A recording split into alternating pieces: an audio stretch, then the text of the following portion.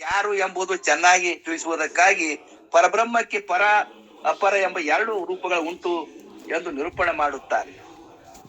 ಪರಬ್ರಹ್ಮಕ್ಕೆ ಪರ ಮತ್ತು ಅಪರಗಳು ಎರಡೂ ಹೀಗೆ ಎರಡು ರೂಪಗಳು ಇರುವವು. ಅವುಗಳಲ್ಲಿ ಪರವು ಅಂದರೆ ನಿರುಪಾದಿ ನಿರ್ಗುಣವಾದ್ದು, ಅಪರೂಪವು ಅಂದರೆ ಸೋಪಾಧಿಕವು ಸಗುಣವೆಂದು ಹೀಗೆ ಎರಡು ರೂಪಗಳಿರುತ್ತವೆ. ಶ್ರೇಷ್ಠವಾದ ನಿರ್ಗುಣ ಸ್ವರೂಪವು ಸುಳ್ಳಲ್ಲ, ಮಿಥ್ಯ ಆದ ಅವಿದ್ಯೆಯ ಉಪಾಧಿಗಳಗೂಡಿದ ಸೋಪಾಧಿಕ ಆಶ್ಚರ್ಯಕರವಾಗಿರುತ್ತದೆ. ಅಂದರೆ ಸತ್ಯ ಮಿಥ್ಯೆಗಳೆಂದು ನಿರ್ಣಯಿಸಲಿಕ್ಕೆ ಬಾರದಿಂದ ಆಶ್ಚರ್ಯವಾಗಿದೆ ಮತ್ತು ತ್ರಿಕಾಂಡಗಳಿಂದ ಬೋಧ ಮಾಡಲಿಕ್ಕೆ ಅದೇ ಯೋಗ್ಯವಾಗಿರುತ್ತದೆ. ಅದು ಏನೊಂದು ವಿಚಾರ ಮಾಡಲು ಕಲ್ಪಿತ ಪುರುಷನು ಆಗಿದ್ದಾನೆ. ಉಕ್ತ ಒಬ್ಬ ಕಲ್ಪಿತ ಪುರುಷನೇ ಕುರಿತು ಹಲವು ಹೆಸರುಗಳಿಂದ ಕರೆಯುತ್ತಿರುವನೆಂದು ಹೇಳುತ್ತಾರೆ. ಸೂಕ್ತಿವಾದಿಗಳು ಈ ಜೀವತ್ವವನ್ನು ಕುರಿತು ಪರನ ಚಿಶಕ್ತಿ ಎಂದು ಕರೆಯುವರು ಮತ್ತು ಕ್ರೀಡಾ ಬ್ರಹ್ಮಾದಿಗಳು ದೇಹದಲ್ಲಿ ಬ್ರಹ್ಮನು ತನ್ನ ವಿನೋದಕ್ಕಾಗಿ ಜೀವರೂಪದಿಂದ ಪ್ರವೇಶಿಯಾಗಿದ್ದಾನೆಂದು, ಆದ್ದರಿಂದ ಸಲೀಲೆ ಎಂದು ಶೈವರು ಜೀವತ್ವನ ಕೈಯೇ ಲಿಂಗ ಆಕಾರದಿಂದ ಇರುವುದರಿಂದ ಲಿಂಗಾಕೃತಿ ಎಂದು ಕರೆಯುವರು. ಈ ಯೋಗ ಶಾಸ್ತ್ರಕಾರರು ಕಲ್ಪಿತ ಪುರುಷ ಎಂದು ಕುರಿತು ಕರೆಯುವರು. ಪರಬ್ರಹ್ಮ ನಾದ ರೂಪವೆಂದು ತಿಳಿದು ಪರನಾದ ಎಂಬುದು ಕರೆಯುವರು. ಅರ್ಥಾತ್ ಆಯಾ ಮತವಸ್ಥರು ತಮ್ಮ ತಮ್ಮ ಭಾವನೆಗಳಿಂದ ಅನುಸಾರವಾಗಿ ಅನೇಕ ಹೆಸರನ್ನು ಕೊಟ್ಟು ಕರೆದರು. ಅನೇಕ ನಾಮಗಳಿಗೆ ನಾಮಿಯಾದ ಒಬ್ಬ ಕಲ್ಪಿತ ಪುರುಷನೇ ವಿಶೇಷನಾಗಿರುತ್ತೆಂದು ಭಾವು. ಒಬ್ಬ ಕಲ್ಪಿತ ಪುರುಷನು ಇದ್ದಾನೆ ಹೊರತು ಅನೇಕರಿಲ್ಲ ಅಂದ ಮೇಲೆ ಒಬ್ಬನಿಗೆ ಒಂದೇ ಹೆಸರು ಇರಲಿಕ್ಕೆ ಬೇಕು, ಅನೇಕ ಹೆಸರು ಇರಬಾರದು ಎಂದು ಶಂಕೆಯನ್ನು ಮಾಡಿದರೆ ಒಬ್ಬನೇ ಬುದ್ಧಿಗಳ ಭೇದದಿಂದ ಅನೇಕ ರೂಪವಾಗಿ ಅನೇಕ ಹೆಸರುಗಳಿಂದ ಕರೆಸಿಕೊಳ್ಳುವರು. ಈ ಶಕ್ಯವೇ ಇರುವುದೆಂದು ಹೇಳುವುದಕ್ಕಾಗಿ ದೃಷ್ಟಾಂತವನ್ನು ಹೇಳುತ್ತಾರೆ. ಕೆಲ ಜನ ಕುರುಡರು ಕೂಡಿ ಒಂದು ಆನೆಯನ್ನು ನೋಡುವುದಕ್ಕೆ ಹೋದರು. ಅದರಲ್ಲಿ ಒಬ್ಬನು ಆನೆಯ ಪಟ್ಟಿಯನ್ನು ಮುಟ್ಟಿ ಆನೆ ಅಂದರೆ ನಗಾರಿ ಅಂತ ಇರುತ್ತಂತ ಎಂದು ಹೇಳಿದನು. ಮತ್ತೊಬ್ಬನು ಆನೆಯ ಕಿವಿಯನ್ನು ಮುಟ್ಟಿ ಆನೆ ಅಂದರೆ ಕಾಳುಗಳನ್ನು ಕೇರುವ ಮರದಂತೆ ಇರುತ್ತಂತೆ ಅಂದ. ಮತ್ತೊಬ್ಬನು ಆನೆಯ ಸೊಂಡಿಯನ್ನು ಮುಟ್ಟಿ ಆನೆ ಅಂದರೆ ಒಣಕಿಯಂತೆ ಇರುತ್ತಂತ ಹೇಳ್ದ ಎಂದು ನುಡಿದನು. ನಾಲ್ಕನೇವನು ಆನೆಯ ಕಾಲವನ್ನು ಮುಟ್ಟಿ ಆನೆಯ ಕಂಬದಂತೆ ಇರುತ್ತಂತೆ ಅನ್ನೋದು ಹೇಳಿದನು. ಹೀಗೆ ಹೆಸರು ಬುದ್ಧಿಗಳು ಅನೇಕವಾದ್ರೂ ಆನೆಯು ಅನೇಕ ಆಗಿಲ್ಲ, ಕಿಂತು ಒಂದೇ ಆನೆ ಗೋಚರವಾಯಿತು. ಹೇಗೋ ಹಾಗೆ ಆಯಾ ಮತವಾದಿಗಳು ತಮ್ಮ ಭಾವನೆಯನ್ನು ಅನುಸಾರವಾಗಿ ಅನೇಕ ಹೆಸರು ಕೊಟ್ಟು ಕರೆದಾಗಾದರೂ ಒಬ್ಬ ಕಲ್ಪಿತ ಪುರುಷರೇ ಗೋಚರ ಆಗುತ್ತಾರೆ ಹೊರತು ಅನೇಕರಿಲ್ಲ ಎಂಬ ಭಾವ. ಒಬ್ಬ ಕಲ್ಪಿತ ಪುರುಷ ಅನೇಕ ಹೆಸರನ್ನು ಹೇಗೆ ಪಡೆಯುವನೆಂದು ಕೇಳಿದ್ರೆ ಮತ್ತೊಂದು ಉದಾಹರಣೆಯನ್ನು ಕೊಡುತ್ತಾರೆ ಅವರು. ಒಬ್ಬ ಪುರುಷನೇ ಪುತ್ರನ ಕಲ್ಪನೆಯಿಂದ ತಂದೆ ಎಂದು, ಮೊಮ್ಮಗನ ಭಾವದಿಂದ ಅಜ್ಜನೆಂದು, ಸತಿಯಳ ಮನಸ್ಸಿಗೆ ಪತಿ ಎಂದು, ಸ್ವಶೀಯ ಕಲ್ಪನೆಯಿಂದ ಮಾವನೆಂದು, ಅಣ್ಣನಿಗೆ ತಮ್ಮನೆಂದು, ತಮ್ಮನಿಗೆ ಅಣ್ಣನೆಂದು, ಹೀಗೆ ಅನೇಕ ಹೆಸರುಗಳಿಂದ ಕರೆದುಕೊಳ್ಳುವರು. ಹಾಗೆ ಈ ಕಲ್ಪಿತ ಪುರುಷನು ಅನೇಕ ಜನರ ಕಲ್ಪನೆಯಿಂದ ಕಲ್ಪಿಸಲ್ಪಟ್ಟ ಅನೇಕ ಹೆಸರುಗಳನ್ನು ಒಬ್ಬನೇ ಹೊಂದಿದನು.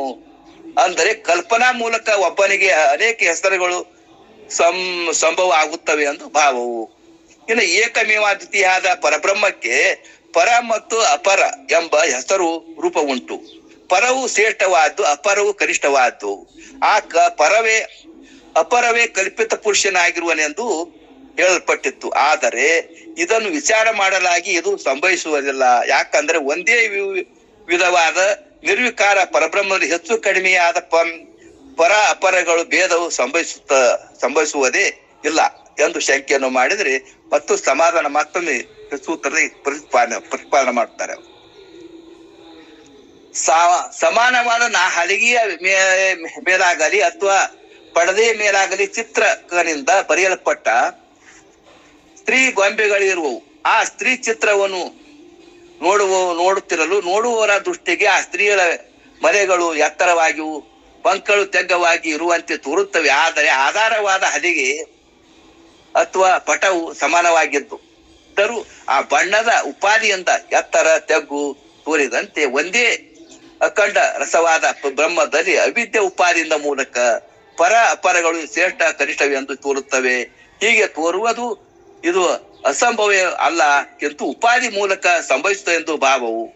ಇನ್ನು ಕಲ್ಪಿತ ಪುರುಷನು ಪರಬ್ರಹ್ಮದಂತೆ ನಿತ್ಯವಾದ ಮೇಲೆ ದ್ವೈತಾಪತ್ತಿ ಪ್ರಾಪ್ತವಾಗುವುದು, ಅದಕ್ಕೆ ಅದ್ವೈತಿಕ ಹಾನಿ ಬರುವುದಲ್ಲವೇ ಎಂದು ಶಂಕೆಯನ್ನು ಮಾಡಿದರೆ ಅಧಿಷ್ಠಾನವಾದ ಪರಬ್ರಹ್ಮದ ಜ್ಞಾನ ಆಗುವವರೆಗೂ ಕಲ್ಪಿತ ನಿತ್ಯನಾಗಿ ತೋರುತ್ತಾನೆ, ಆ ನಂತರ ಇರಲಾರೆಂದು ಈ ದೃಷ್ಟಾಂತ ಮೂಲಕ ಮಾತ್ರ ತಿಳಿಸುತ್ತಾರೆ ಅವರು. ಸ್ವಸ್ವರೂಪದ ಜ್ಞಾನ ಆಗುವವರೆಗೂ ಕಲ್ಪಿತ ಜೀವನು ಯಥಾರ್ಥವೆನ್ನುವ ಹಾಗೆ ಕಾಣುವನು, ಜ್ಞಾನವಾದ ಮೇಲೆ ತೋರುವಲಾರೆ ಎಂಬ ಭಾವು. ಯಾಗಂದರೆ ಬೇಜವಾಡ ದೇಶದಲ್ಲಿ ಒಬ್ಬ ಬ್ರಾಹ್ಮಣನು ತನ್ನ ಸತಿಯನ್ನು ಕರೆಕೊಂಡು ಒಂದು ಊರಿಗೆ ಹೋಗುತ್ತಿದ್ದನು. ಮಾರ್ಗ ಮಧ್ಯದಲ್ಲಿ ನೀರಡಿಕೆ ಆಯ್ತು. ಅಲ್ಲಿ ಒಂದು ಹೊಕ್ಕು ತುಂಬುವ ಬಾವಿ ಇತ್ತು. ಅದರಲ್ಲಿ ಒಂದು ಬ್ರಹ್ಮ ರಾಕ್ಷಸವು ಬಹುಕಾಲದಿಂದ ವಾಸ ಮಾಡಿತ್ತಲ್ಲಿ. ಸುಂದರವಾದ ಸ್ತ್ರೀಯನ್ನು ಕಂಡು ಆಕೆಯನ್ನು ಉಪಭೋಗಿಸಬೇಕೆಂಬ ನಿಶ್ಚಯಿಸಿತ್ತು. ಆ ಬಾವಿಯಲ್ಲಿ ಬ್ರಾಹ್ಮಣನು ನೀರು ಕುಡಿದು ಮೇಲಕ್ಕೆ ಬರುವುದೊಳಗೆ ತಾನು ಆ ಬ್ರಾಹ್ಮಣನಂತೆ ರೂಪವನ್ನು ತಾಳಿಕೊಂಡು ಅವನೊಡನೆ ಮೇಲಕ್ಕೆ ಮೇಲಕ್ಕೆ ಬಂದು ಇಬ್ಬರು ಬ್ರಾಹ್ಮಣರು ಕೂಡಿ ಆಕೆಯು ನನ್ನ ಹೆಂಡತಿ ಅಂದಲಕತ್ರು. ಆಗ ಜಗಳಾಡು ಹತ್ತಿದರು. ಆಗ ನ್ಯಾಯ ಮಾಡುವಂತ ರಾಜ ಬಳಿಗೆ ಹೋದರು. ಆ ರಾಜನು ಮಂತ್ರಿ ಇಬ್ಬರು ಕೂಡಿ ನ್ಯಾಯವ ವಿಚಾರ ಮಾಡುತ್ತಿದ್ದರು. ಹಾಗೆ ಉಭಯ ಬ್ರಾಹ್ಮಣರು ಕುರಿತು ಪೂರ್ವಪರ ವೃತ್ತಾಂತವನ್ನು ಹತ್ತಿದರು. ಕರೆ ಬ್ರಾಹ್ಮಣನು ಮರೆತು ಬಿಟ್ಟಿದ್ದನು. ಕಪಟ ವೇಷಧಾರಿ ಬ್ರಾಹ್ಮಣ ರಾಕ್ಷಸನು ಎಲ್ಲವನ್ನೂ ಹೇಳುತ್ತಿದ್ದನು. ಇದನ್ನು ಮಂತ್ರಿಯವನು ತಿಳಿದು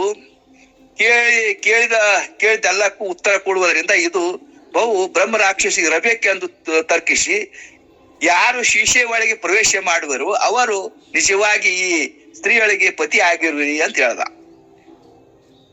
ಹೇಳಿದರು. ಆ ತಕ್ಷಣ ಆ ಬ್ರಹ್ಮ ರಾಕ್ಷಸಿಯನ್ನು ಮಾಡ್ತು ಶೀಶೆಯಲ್ಲಿ ಪ್ರವೇಶ ಮಾಡಿತು. ಅದೇ ಸಮಯದಲ್ಲಿ ಮಂತ್ರಿಯು ಈ ಶೀಶೆಯನ್ನು ಬಾಯಿ ಬೆಂಡವನ್ನು ಹಾಕಿ ನೆಲದಲ್ಲಿ ಹೂಗಿಸಿ ಕರೆ ಬ್ರಾಹ್ಮಣನಿಗೆ ಸ್ತ್ರೀಗಳನ್ನು ಕರೆದುಕೊಂಡು ಹೋಗಿ ಎಂದು ಅಪ್ಪಣೆ ಮಾಡಿಕೊಟ್ಟನು. ಈ ನ್ಯಾಯ ತೀರ್ಮಾನ ಆಗುವವರೆಗೆ ರಾಕ್ಷಸನು ಬ್ರಾಹ್ಮಣನ ಹಾಗೆ ಕಲ್ಪಿತ ಪುರುಷನಾದ್ರೂ ನಿಜ ಜ್ಞಾನ ಆಗುವವರೆಗೂ ತೋರುತ್ತಾನೆ, ಜ್ಞಾನವಾದಂತ ತೋರಲಾರನು. ಆದ್ದರಿಂದ ದ್ವೈತಾಪತ್ತಿಗೆ ಅವಕಾಶವಿಲ್ಲ ಎಂದು ಭಾವವು. ಈ ಕಥೆ ವೇದಾಂತ ಚಂದ್ರಿಕೆಯಲ್ಲಿಯೂ ಕೊಟ್ಟಿರುತ್ತದೆ, ಅಲ್ಲಿ ಅವಲೋಕನ ಮಾಡಬಹುದು. ಇನ್ನು ಕಲ್ಪಿತ ಪುರುಷನು ಪರಬ್ರಹ್ಮದಲ್ಲಿ ಇರುತ್ತಾನೆಂದು ತಮ್ಮಿಂದ ಕೇಳೋಣ. ಆಯ್ತು, ಆದರೆ ಅವನು ಬ್ರಹ್ಮದ ಒಳಗೆ ಇರುತ್ತಾನೋ ಹೇಳಿದರೆ ಬ್ರಹ್ಮವು ವಿರಳ ಆದಿತ್ತು. ಹೊರಗೆ ಇರುತ್ತಾನೆ ಹೇಳಿದರೆ ಬ್ರಹ್ಮವು ಅಂತಃಕರಣ ಉಳ್ಳವನಾಗಿ ಆಗಿದಂತಾಗುತ್ತದೆ. ಈ ಉಭಯಾತ್ಮ ಪಾಶ ರಜುವಿನ ನ್ಯಾಯದಂತೆ ಆಗುವುದು. ಕಲ್ಪಿತನೇ ಇಲ್ಲ ಎಂದು ಹೇಳಿದರೆ ಅತ್ಯಂತ ಅಭಾವ ಆಗುವುದು, ಅದು ಲೋಕ ಅನುಭವಕ್ಕೆ ವಿರೋಧವಾಗುವುದು. ಇದಕ್ಕೆ ಗತಿ ಏನು ಎಂದು ಪ್ರಶ್ನೆ ಮಾಡಿದ್ರೆ ನಾವು ಒಳಗೂ ಹೊರಗೂ ಇರುತ್ತೇನೆ ಎಂದು ಹೇಳುವುದಿಲ್ಲ, ಕಿಂತು ಅನಿರ್ವಚನೆ ಆಗಿರುತ್ತೇನೆ ಎಂದು ಉತ್ತರ ಹೇಳುತ್ತಾರೆ. ತಾಯಿಯ ಹೊಟ್ಟೆ ಒಳಗಿನ ಕೂಸಿನಂತೆ ಪರಬ್ರಹ್ಮದಲ್ಲಿ ಕಲ್ಪಿತನು ಒಳಗೆ ಇರುತ್ತಾನೆಂದು ಹೇಳಲಿಕ್ಕೂ ಬರುವುದಿಲ್ಲ. ಯಾಕಂದ್ರೆ ಬ್ರಹ್ಮವು ಅವಿರಳ ಆಗಿದ್ದಾನೆ. ಎತ್ತಿಕೊಂಡ ಕೂಸಿನ ಹಾಗೆ ಬ್ರಹ್ಮದ ಹೊರಗೆ ಕಲ್ಪಿತನು ಇರುತ್ತಾನೆ ಎಂದು ಹೇಳಲಿಕ್ಕೂ ಬರುವುದಿಲ್ಲ. ಯಾಕಂದ್ರೆ ಬ್ರಹ್ಮವು ಅನಂತವಾಗಿರುತ್ತದೆ.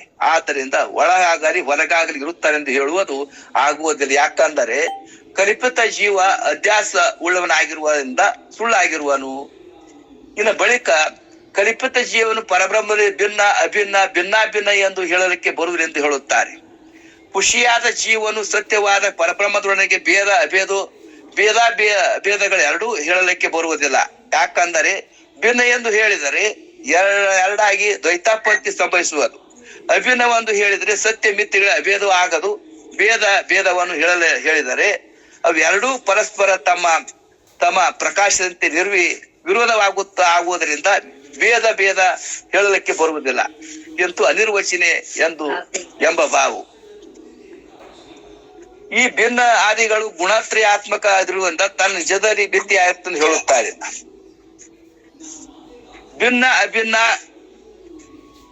ಭಿನ್ನ ಮೂರು ಪ್ರಕಾರವಾಗಿ ತಮ್ಮ ಸತ್ವ ರಜ ಎಂಬ ಮೂರು ಗುಣತ್ರಯ ಉಳ್ಳವು ಆಗುತ್ತವೆ. ಆದ್ರಿಂದ ಗುಣಗಳು ನಿರ್ಗುಣ ಚಿನ್ನವಾದ ತನ್ನಲ್ಲಿ ಇಲ್ಲ ಎಂದು ಹೇಳುತ್ತಾರೆ. ಚಿನ್ಮಯ ಆತ್ಮನಿಗೆ ಇಲ್ಲ. ಕೆಲವರು ತಮ್ಮ ನಿಜ ಸ್ವರೂಪದ ಯಥಾರ್ಥ ಜ್ಞಾನ ಆಗುವವರೆಗೂ ಭಿನ್ನ ಎಂದು ತರ್ಕವನ್ನು ಮಾಡುತ್ತಾರೆ ಎಂದು ಹೇಳುತ್ತಾರೆ. ಅದ್ವೈತವಾದಿಗಳು ದ್ವೈತಾದ್ವೈತವಾದಿಗಳ ಕೆಲವರು ಅನೇಕ ಪ್ರಕಾರವಾದ ಯುಕ್ತಿಗಳಿಂದಲೇ ಜೀವನು ಅಭೇದವನ್ನು ಭೇದಾಭೇದವನ್ನು ಸಹಿತ ಎಂದು ವಾದ ಮಾಡುವರು. ಆದರೆ ಸರ್ವಜ್ಞತ್ವ ಕಿಂಚಿತತ್ವಗಳಿಂದ ಭೇದವಾಗಿರುವೆಂದು ದ್ವೈತಗಳು ಹೇಳುವರು. ಬಂದ ಕಾಲದ ಜೀವನು ಪರಮಾತ್ಮನಕ್ಕಿಂತಲೂ ಭಿನ್ನನು, ಮೋಕ್ಷ ಕಾಲದಲ್ಲಿ ಅಭಿನ್ನನು ಕೆಲವರು ಹೇಳುತ್ತಾರೆ. ಕೆಲವರು ಉಪಾಧಿಯಿಂದ ಬೇರೆಯಾಗಿ ತೋರಿದರೂ ಸ್ವರೂಪದ ಅಭಿನ್ನವೆಂದು ಕೆಲವರು ಹೇಳುತ್ತಾರೆ. ಆದರೂ ತಮ್ಮ ನಿಜ ಸ್ವರೂಪದ ಜ್ಞಾನ ಆಗುವವರೆಗೂ ಈ ರೀತಿ ವಾದವನ್ನು ಮಾಡುವುದು ಆಮೇಲೆ ಮಾಡಲಾರೆಂಬ ಭಾವ. ಈ ವಿಷಯದಲ್ಲಿ ತರ್ಕವು ಅವಿಚಾರ ಮೂಲಕವಾಗಿರುತ್ತದೆ. ವಿಚಾರ ಮಾಡಿದ್ರೆ ಭಿನ್ನಾದಿ ಯಾವ ರೂಪದಿಂದಲೂ ಏನು ಹೇಳಲಿಕ್ಕೆ ಬರುವುದಿಲ್ಲ, ಯಾಕಂದ್ರೆ ಕಲ್ಪಿತನೇ ಇಲ್ಲದವನಾಗಿದ್ದಂತ ಎಂದು ಹೇಳುತ್ತಾರೆ. ಇದ್ದ ಬ್ರಹ್ಮದಲ್ಲಿ ಇಲ್ಲದ ಕಲ್ಪಿತ ಕುರಿತು ಭಿನ್ನಾಭಿನ್ನವೆಂದು ಹೇಳಲಿಕ್ಕೆ ಬರುವುದೆಂದು ತಾತ್ಪರ್ಯವು. ಇನ್ನು ಬಳಿಕ ಸ್ಥಾನ ಚೋರ ದೃಷ್ಟಾಂತದಂತೆ ಬ್ರಹ್ಮದಲ್ಲಿ ಕಲ್ಪಿತ ಪುರುಷನು ಇಲ್ಲ ಎಂದು ಹೇಳುತ್ತಾರೆ. ಇದ್ದ ಮೋಟ ಮರದಲ್ಲಿ ಇಲ್ಲದ ಕಳ್ಳನ ಪತಿತಿ ಆದಂತೆ ಇದ್ದ ಬ್ರಹ್ಮದಲ್ಲಿ ಇಲ್ಲದ ಕಲ್ಪಿತ ಪುರುಷನು ಪತಿತಿಯಾಗಿ ಸತ್ಯವೆಂದು ಎಂಬುವಂತೆ ತೋರುತ್ತಾನೆ ಇಲ್ಲದಂತಾಗುವುದು. ಆದ್ರಿಂದ ಏನೊಂದು ಹೇಳಲಿಕ್ಕೆ ಬರುವುದಿಲ್ಲ ಎಂಬ ಭಾವ. ಇನ್ನು ಕಲ್ಪಿತ ಪುರುಷನು ತನ್ನ ನಿಜವನ್ನು ತಾನು ತಿಳಿಯುವವರೆಗೆ ನಿಜ ಎಂಬಂತೆ ತೋರಿದರು ಅರತ ನಂತರ ನಾನು ನೀನು ಎಂಬ ಎಲ್ಲವೂ ಮಿಥ್ಯೆ ಎಂದು ಹೇಳುತ್ತಾರೆ. ಕಲ್ಪಿತ ಪುರುಷನು ಗುರುಶಾಸ್ತ್ರಗಳಿಂದ ತನ್ನ ನಿಜವನ್ನು ತಾನು ತಿಳಿಯುವುದಕ್ಕಿಂತ ಮೊದಲು ಸತ್ಯವೆನ್ನುವ ಹಾಗೆ ತೋರುವನು. ತಿಳಿದ ಮೇಲೆ ನಾನು ನೀನು ಎಂಬ ಭೇದವೇ ತೋರಲಾರದು, ಆದ್ರಿಂದ ಮಿಥ್ಯೆ ಆಗಿರುತ್ತಾನೆ. ಮೋಟ ಮರನು ತಿಳಿಯುವ ಪರ್ಯಂತರ ಕಳ್ಳನು ತೋರುತ್ತಾನೆ ಎಂದು ಭಾವ. ಇನ್ನು ಕಲ್ಪಿತ ಪುರುಷನು ಜೀವನು ಜಗತ್ತು ಎರಡು ಸುಳ್ಳಾಗಲು ಸಹಜವಾದ ತನ್ನ ನಿಜವೇ ಉಳಿಯುವುದೆಂದು ನಿರೂಪಣೆ ಮಾಡುತ್ತಾರೆ. ಕಲ್ಪಿತನು ಅಂದರೆ ಜೀವನು ಈ ಜಗತ್ತು ಎರಡೂ ಮಿಥ್ಯೆಗಳೆಂದು ಯಾವಾಗ ತಾನು ತಿಳಿಯುವನು ಅವಾಗೆ ಬಾಕಿ ತನ್ನ ಅಧಿಷ್ಠಾನವಾದ ಸ್ವರೂಪವು ಸತ್ಯವಾಗಿರುತ್ತದೆ. ಕಳ್ಳನು ಮಿಥ್ಯೆ ಅಂತ ತಿಳಿಯಲು ಮೋಟ ಮರವು ಸತ್ಯವಾಗಿ ಉಳಿದಂತೆ ಒಬ್ಬನೊಬ್ಬ ಪುರುಷನು ವ್ಯಾಘ್ರ ವೇಷವನ್ನು ಧರಿಸಿ ತನ್ನನ್ನು ತಾನು ಮರೆತು ನಾನು ಹುಲಿ ಇದ್ದೇನೆ ಎಂದು ಭ್ರಾಂತನಾಗಿ ಜನರನ್ನು ಪೀಡಿಸುತ್ತಿದ್ದರು. ಕೆಲವು ಕಾಲದ ಮೇಲೆ ಎಷ್ಟೊತ್ತು ನಾನು ಹುಲಿ ಅಲ್ಲ ಮನುಷ್ಯ ಇರುತ್ತೇನೆ ಅಂತ ತಿಳಿದು ಸುಖಿ ಆದಂತೆ ಸಚ್ಚಿದಾನಂದ ಪರಬ್ರಹ್ಮ ಸ್ವರೂಪವಾದ ತಾನು ತನ್ನಲ್ಲಿ ಮರೆತು ನಾನು ಜೀವನ ಎಂಬ ಭ್ರಾಂತಿಯಾಗಿರುವನು. ಗುರುಶಾಸ್ತ್ರಗಳಿಂದ ಜನಿತವಾದ ವಿಚಾರದಿಂದ ಎತ್ತರವುಳ್ಳವನಾಗಿ ಸುಖಿ ಆಗುತ್ತಾನೆ. ಆದ್ರಿಂದ ನೀನು ಅವಶ್ಯವಾಗಿ ಜೀವಾದಿಗಳ ಸ್ವರೂಪವನ್ನು ವಿಚಾರ ಮಾಡು ಅಂತ ಹೇಳ್ಕೊತ ಬಂದ್ರು. ಇನ್ನು ಕಲ್ಪಿತ ಪುರುಷನು ತನ್ನಿಂದ ಬಂಧನ ಉಂಟು ಮಾಡಿಕೊಂಡುವುದರಿಂದ ತಾನೇ ಬಿಡುಗಡೆಯನ್ನು ಹೊಂದಬೇಕಾಗಿವೆಂದು ದೃಷ್ಟಾಂತ ಮೂಲಕ ಎರಡು ಪದಗಳಿಂದ ನಿರೂಪಣೆ ಮಾಡುತ್ತಾರೆ. ಒಬ್ಬನೊಬ್ಬ ಒಕ್ಕಲಿಗನು ಹಗ್ಗವನ್ನು ಹೊಸೆದು ಅಕ್ಕಿಯಲ್ಲಿ ಅಂದರೆ ಆ ಕೊಟ್ಟಿಗೆಯಲ್ಲಿ ಚೆಲ್ಲಿ ಹೊಲಕ್ಕೆ ಹೋಗಿದ್ದನು. ಆ ಸಂಜೆಯ ಹೊತ್ತಿನಲ್ಲಿ ಮನೆಗೆ ಬಂದು ಅದೇ ಹಗ್ಗದ ಅವನಿಗೆ ಭಾವೇನ ಭ್ರಾಂತಿ ಉತ್ಪತ್ತಿ ಆಯ್ತು. ಆದ್ರಿಂದ ಭಯಪಟ್ಟು ನಡಗು ಹುಟ್ಟು ದುಃಖಿ ಆದನು. ಕೆಲವು ಹೊತ್ತಿನ ಮೇಲೆ ಅದನ್ನು ವಿಚಾರಿಸಿ ದಂಡಾದಿಗಳಿಂದ ಬೆದರಿಕೆ ನೋಡಿ ಅದು ಅತ್ತಿತ್ತ ಸರದಾಡಲಿಲ್ಲ ಇರುವುದನ್ನು ಕಂಡು ಇದು ಸರ್ಪ ಅಲ್ಲ, ನಾನೇ ಹೊಸದಿದ್ದ ಹಗ್ಗವೇ ಎಂದು ತಿಳಿದು ಸುಖಿಯಾದನು. ಮತ್ತು ನಾನು ಸುಳ್ಳೇ ದುಃಖಪಟ್ಟೆಯನ್ನು ತನ್ನಲ್ಲಿ ತಾನೇ ಆಶ್ಚರ್ಯ ಉಳ್ಳವನಾಗುವಂತೆ ತಿಳ್ಕೊಂಡನು. ಇನ್ನು ಹಾಗೆ ಜೀವನು ಕಲ್ಪಿತನಲ್ಲಿ ತೋರಿದ ಅಜ್ಞಾನ ವಶದಿಂದ ತನ್ನನ್ನು ಮರೆತು ದೇಹಾದಿ ಜಗತ್ತು ಸತ್ಯವೆಂದು ತಿಳಿದು ಆ ನಂತರ ದುಃಖವನ್ನು ಅನುಭವಿಸಿ ಕಡೆಗೆ ಗುರುಶಾಸ್ತ್ರಗಳಿಗೆ ಶರಣಾಗತನಾಗಿ ತಾನು ತಿಳಿದು ದುಃಖವನ್ನು ಕಳೆದು ಮೋಕ್ಷವನ್ನು ಪಡೆದು ನಿತ್ಯ ಆನಂದ ಸ್ವರೂಪವು ಆಗಿರುವುದರಿಂದ ಭಾವವು. ಇನ್ನು ಬಳಿಕ ಮಿಥ್ಯ ಜೀವನದ ಮೂಲಕ ವ್ಯವಹಾರವು ಯಾಕೆ ಹೇಳಬೇಕು ಕಿಂತು ಪರಬ್ರಹ್ಮ ಹೇಳ ಬರುವುದಿಲ್ಲವೇನು ಎಂದು ಶಂಕೆಯನ್ನು ಮಾಡಿದರೆ ಸಂಭವಿಸುವುದಿಲ್ಲ ಎಂದು ಹೇಳುತ್ತಾರೆ. ಪ್ರಕಾಶಾತ್ಮಕವಾದ ಸೂರ್ಯನೊಡನೆ ಕತ್ತಲು ಹೇಗೆ ಕೂಡುವುದಿಲ್ಲವೋ ಹಾಗೆ ಸ್ವಯಂ ಪ್ರಕಾಶವಾದ ಜ್ಞಾನ ಸ್ವರೂಪನಾದ ತನ್ನೊಡನೆ ಮರೆವು ಕೂಡದು. ಯಾಕಂದ್ರೆ ಚಿದ್ರೂಪನಾದ ತಾನು ಅಕಲ್ಪಿತನು ಅಜ್ಞಾನವನ್ನು ಕಲ್ಪಿತವಾಗಿರುತ್ತದೆ. ಆದ್ರಿಂದ ಕಲ್ಪಿತಗಳಿಗೆ ಸಂಬಂಧವು ಸಂಭವಿಸುವುದು ಎಂಬ ಭಾವ. ಇನ್ನು ಕರ್ಣಾದಿ ವ್ಯವಹಾರವು ಕಲ್ಪಿತ ಪುರುಷನಿಗೆ ಸನ್ನಿಧಾನ ಅಲ್ಲದೆ ಆತ್ಮ ಸನ್ನಿಧಾನ ಅಲ್ಲ ಎಂದು ಹೇಳುತ್ತಾ 11ಕ್ಕೆ ಮಂಗಳ ಮತ್ತು ಓಂ ನಮಃ ಶಿವಾಯ. ಎಲ್ಲರಿಗೂ ಮಾತಾಡಕ್ಕೆ ಅವಕಾಶ ಕೊಟ್ಟಂತ ಎಲ್ಲಾ ಶರಣರಿಗೆ ಮತ್ತೊಮ್ಮೆ ನಮಸ್ಕಾರ. ಓಂ ನಮಃ ಶಿವಾಯ.